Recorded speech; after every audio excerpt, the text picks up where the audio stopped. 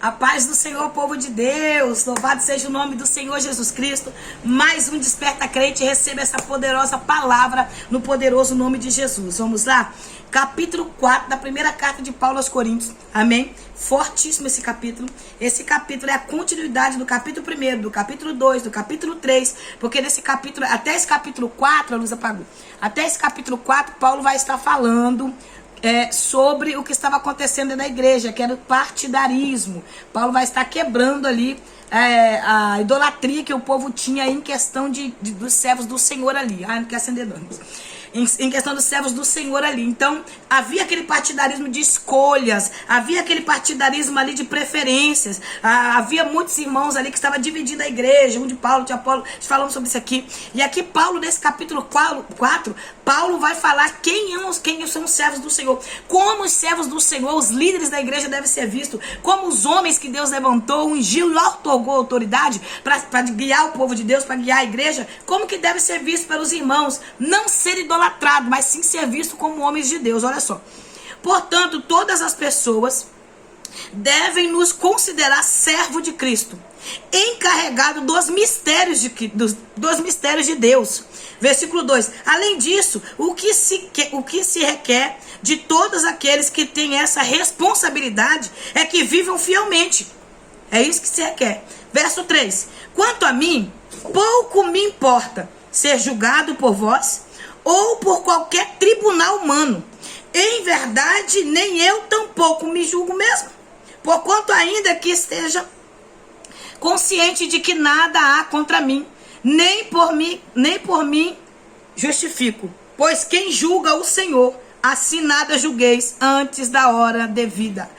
Aguardai até que venha o Senhor, o qual não somente trará à luz o que está oculto nas trevas, mas igualmente manifestará as intenções do coração.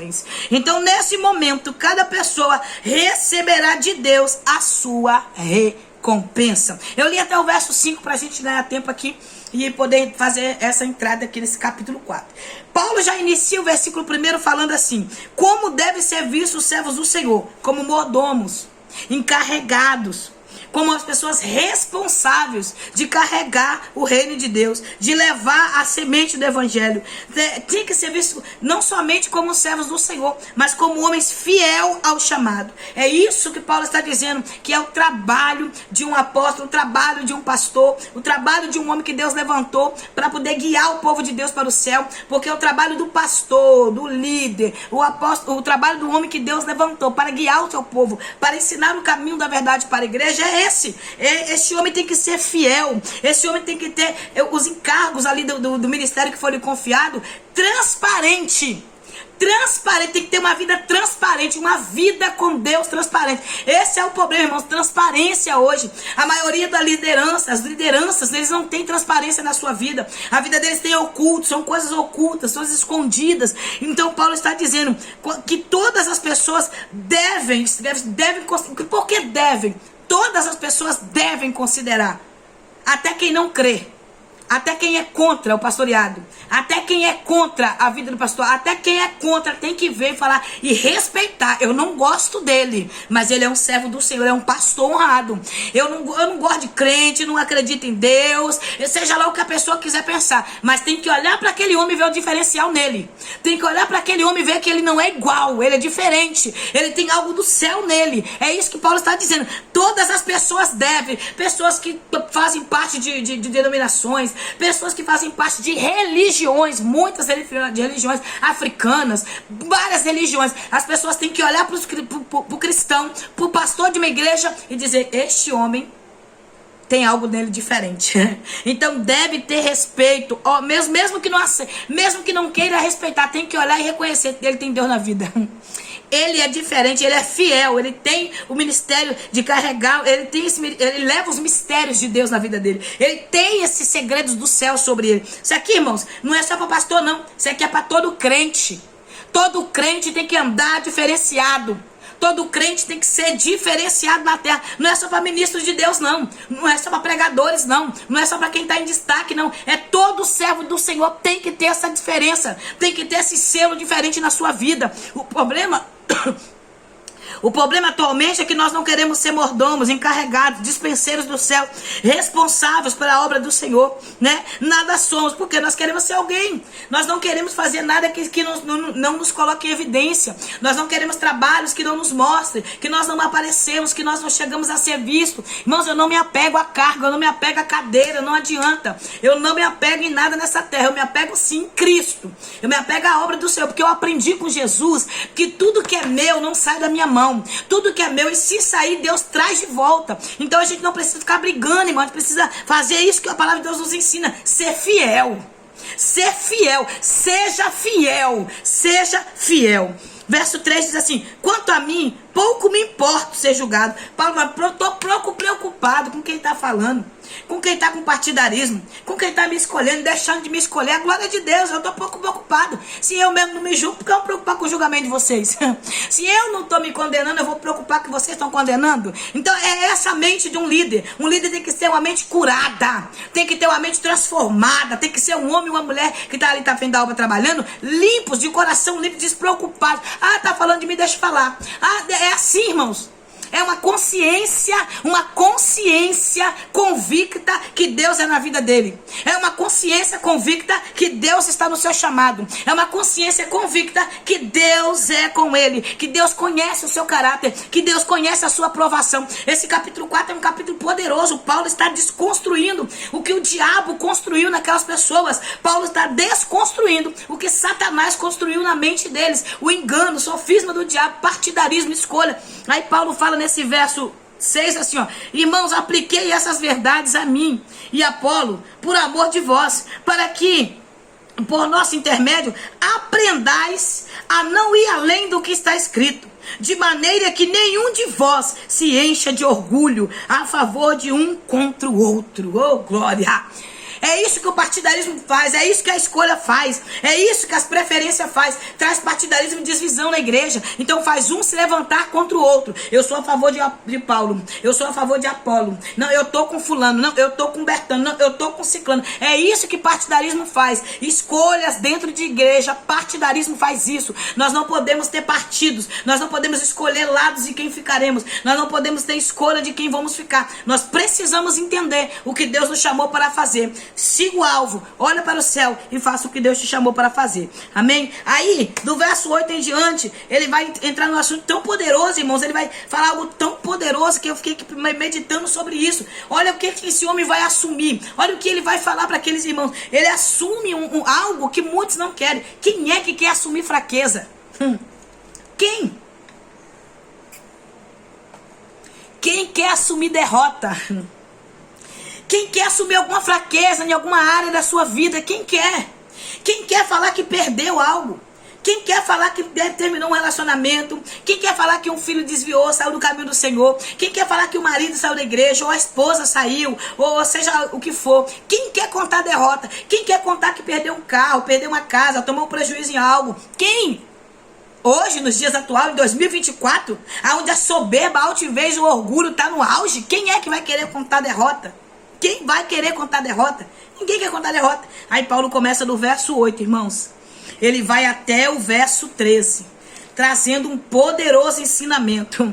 Ah, Jesus, tu és maravilhoso. Ele fala assim, ó, vou lendo e vou parando e vou falando. Presta atenção, você acompanha na sua Bíblia. O verso 8 do capítulo 4 diz assim: já tendes tudo o que desejas, já estáis ricos, conseguistes vos tornar reis, e isso sem nós. Quisera muito eu que verdadeiramente reinasse, para que também nós reinasse convosco. Ele está dizendo, a riqueza que vocês alcançaram, o nível que vocês já chegaram, se tornaram até reis e não precisou da gente, não precisou de nós, né? Se tornaram doutores que não precisou da gente. Aí ele vai continuar o verso 9. Porquanto a mim parece que Deus nos colocou a nós, os apóstolos, né, os líderes, os pastores, em último lugar, como condenados à morte. Olha, irmão, isso aqui é muito forte, hein? Sabe o que Paulo está dizendo? Deus nos chamou para ser Rui Pereta. Que isso, missionário? Rui Pereta eram os escravos naquele tempo, condenados à morte, que ficavam embaixo dos navios, remando para que o navio navegasse. Eles trabalhavam até a morte, eles eram escravos, condenados a trabalhar até a morte. O que Paulo está trazendo à mente desses irmãos é isso aqui. Nós estamos condenados a trabalhar a liderança que vocês estão bajulando, que vocês estão idolatrando, que vocês estão querendo fazer a quarta trindade. Essa liderança foi chamada para trabalhar como escravo até a morte. Porque a recompensa não é aqui. Se você voltar ao capítulo 3, você vai ver Paulo falar sobre a recompensa. Olha aqui o verso 14 do capítulo 3, diz assim, ó: se a obra que alguém constituiu permanecer, este receberá sua recompensa, receberá galardão. Mas como, missionário, que eu recebo esse galardão? Se a minha obra for para Deus e ela permanecer. Se a obra que eu faço for para a glória do nome do Senhor e ela permanecer. A obra que eu faço para homens ver, a obra que eu faço para homens aplaudir, essa será palha, essa será femo, será queimada. Aí ele está dizendo aqui no verso 9, pois viemos a ser como um espetáculo para o mundo, tanto diante de anjos como de seres humanos. Ele está dizendo, nós servimos de chacota, nós servimos de perseguição, nós servimos de distrações para o mundo. Os anjos estão vendo o nosso sofrimento, Paulo está falando. Nós somos loucos por causa de Cristo, nós somos taxados de louco por causa de Cristo. As pessoas olham para a gente e falam, esse povo é doido, esse povo é louco, esse povo não é normal. Verso 10, nós somos fracos por causa de Cristo. Esse povo é louco, esse povo apanha, esse povo é perseguido, esse povo é preso, é um povo fraco por causa do amor a Cristo. Mas vós sois fortes, mas vocês são fortes, que está aí se dividindo dentro da igreja, se sentindo mais forte que os outros. Se você voltar um pouquinho aqui, você vai ver o verso 18, ninguém se iluda, se qualquer pessoa entre vós se considerar sábio, verso 18 do 3, tá? De acordo com os padrões deste tempo, então é melhor tornar-se insensato para alcançar a sabedoria. Deixa o povo achar que você é doido mesmo. Deixa o povo achar que você é louco mesmo. Porque a sabedoria de Deus é loucura aos olhos do homem. A sabedoria de Deus é loucura. Porquanto a sabedoria deste mundo é loucura aos olhos de Deus. Aí se você volta aqui um pouquinho, você vai ver que no 25 do capítulo 1, Paulo fala que é a loucura de Deus para os homens. Irmãos, é algo seríssimo é servir a Jesus. Aleluia. Então Paulo está quebrando aqui essa idolatria, esse partidarismo da igreja. Ele está falando sobre o seu trabalho, sobre a sua vida, sobre a vida que ele tem com o Senhor. É tanto que ele fala que ele está tirando aqui a idolatria que o povo estava com ele e com Apolo, que eles eram os mais idolatrados naquela igreja. Só para você ver, Pedro, ele não ensinou na igreja, mas por Pedro ser o pastor líder, né, da igreja em Jerusalém, o líder dos apóstolos, ele estava sendo idolatrado na igreja de Corinto. Só porque ele era o pastor líder, presidente dos apóstolos, só porque ele estava na liderança dos apóstolos. Aí nós vamos idolatrar agora o pastor presidente, né? Porque nós não bajular o pastor presidente, nós não temos, né, oportunidade no culto, não é chamado para pregar, então vamos bajular o pastor presidente. Vamos bajular o pastor presidente, vamos bajular Pedro, para poder Pedro dar uma indicação nossa ali na igreja, abrir porta, falar, pode receber a missionariedade de qualquer igreja para pregar. É mulher de Deus, porque eu sou bajuladora dele. Quantas pessoas dentro da igreja bajulando, idolatrando liderança para ter oportunidade da igreja, irmãos? Para sair para pregar. Quantas pessoas bajulam, não tem nem vergonha na cara de idolatrar homens para poder ficar em cima de púlpito pregando. Irmãos, nós precisamos entender que púlpito não é vitrine. Púlpito não é vitrine para botar pessoas expostas lá. Altar é para poucos, porque altar é relacionamento, altar é intimidade. Púlpito até muita gente senta, porque virou vitrine atualmente. Mas altar é para quem tem relacionamento. Altar é para quem tem intimidade. Púlpito muita gente pode sentar. O negócio é o altar. Amém? Vamos lá então continuar aqui. Até hoje estamos passando fome, sede, necessidade de roupas. Se você for lendo, você vai ver as necessidades que eles passam. Ele vai falar que eles são fracos em Cristo. Vós são respeitados, contudo nós somos desprezados. Vocês são respeitados porque vocês têm condições. A gente não. A gente é desprezado. Olha só o que ele vai falando. Até hoje estamos passando fome, sede, necessidade. Nós precisamos de roupa. Somos afrontados, esbofeteados. E temos, aleluia, morada. E não temos morada certa. Nos fadigamos de trabalhar arduamente com as próprias mãos. Quando somos ofendidos, abençoamos. Quando perseguidos, não revidamos. Você sabe o que é isso? É quebrar as pernas do diabo, irmão. Você quer ver matar aquele perseguidor de raiva? É que ele está te perseguindo e você está vendo, ó, seguindo Jesus. Quando vê, abraça, dá a paz do Senhor, diga que Jesus é bom, que ele é fiel. Irmãos, é isso que a gente precisa aprender. Essas características aqui que Paulo está nos ensinando a ser cristão. Porque isso aqui não é válido só para a liderança, mas isso aqui é válido para nós também, que somos servos do Senhor. É para todos, porque o pastor, ele é servo igualmente a nós. O pastor, ele teve, o Senhor ortogou ele uma autoridade para ele guiar o povo do Senhor. Irmãos, quanto mais dado, mais é cobrado. Pensa aí. Esses homens foi colocado na mão deles uma responsabilidade de chegar lá, prestar conta da minha vida, da sua vida, da vida de outras pessoas. Tem pessoas brigando de tapa, de nome, querendo ser pastor. Deus me livre. Eu acho uma responsabilidade tão grande, tão séria, porque não vou prestar conta, não é para homens não, é o próprio Deus. Eu vejo pessoas brigando, defamando um ao outro, querendo ser pastor, abrindo igreja, porta com porta, se rebelindo da igreja, vai lá, abre a igreja, e aí sim vai aquela bagunça toda, só para ter o nome de pastor. Meu irmão, porque eles não leu profundamente a palavra de Deus, o que significa ser um pastor. É uma responsabilidade tão grande, que só Jesus para ter misericórdia dessas pessoas e abrir a visão e o entendimento deles. Porque eles não estão brincando com bonecos, eles estão com a igreja de Jesus, eles estão à frente da igreja de Jesus. A igreja preciosa, a menina dos olhos de Deus é a igreja de Jesus. Amém? Vamos lá. Quanto caluniadores respondemos fraternamente. Até esse momento somos considerados a escória da humanidade, o lixo do mundo. Quem é que quer se considerar lixo do mundo atualmente? Atualmente é onde as pessoas falam: tu és a menina dos olhos de Deus, tu és forte, Deus te ama, Deus vai matar, Deus vai fazer. Nesse tempo que nós vivemos atualmente, onde as pessoas querem ser bajulados, idolatrados, onde as pessoas querem ser amados por todos, chegar nesse verso 13 e dizer assim: ó, somos considerados a escória da humanidade, o lixo do mundo, o Rui Pereta, condenados a trabalhar até morrer. Quem é que quer isso? Só os verdadeiros. Só os fiéis.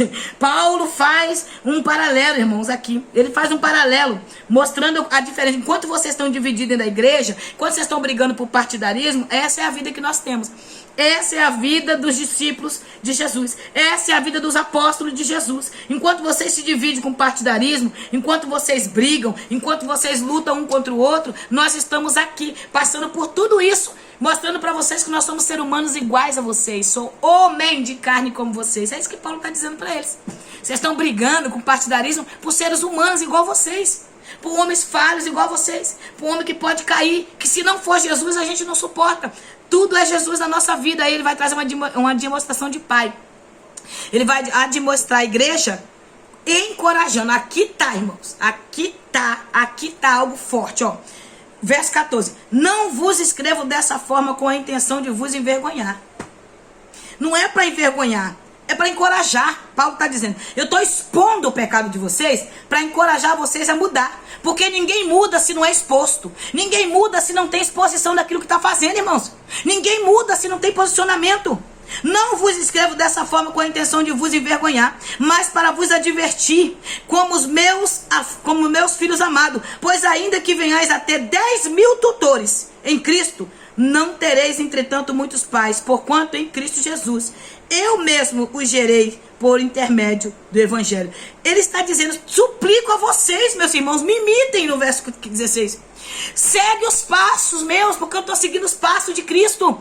Me imitem. Eu não quero envergonhar vocês, eu não quero expor vocês, mas é necessário mostrar o que vocês estão fazendo para que vocês voltem à palavra, voltem ao caminho da verdade, novamente encontrem o caminho certo a seguir, que vocês olhem para mim, que vocês olhem como é o caminho. Eu não mudei. Aí o verso 17 ele fala: passei por várias igrejas. Está aqui no verso 17 e 16. E ele fala: estou enviando Timóteo para que Timóteo traga a lembrança de vocês, a mente de vocês, quem eu sou, como eu sou e como eu ainda permaneço sendo.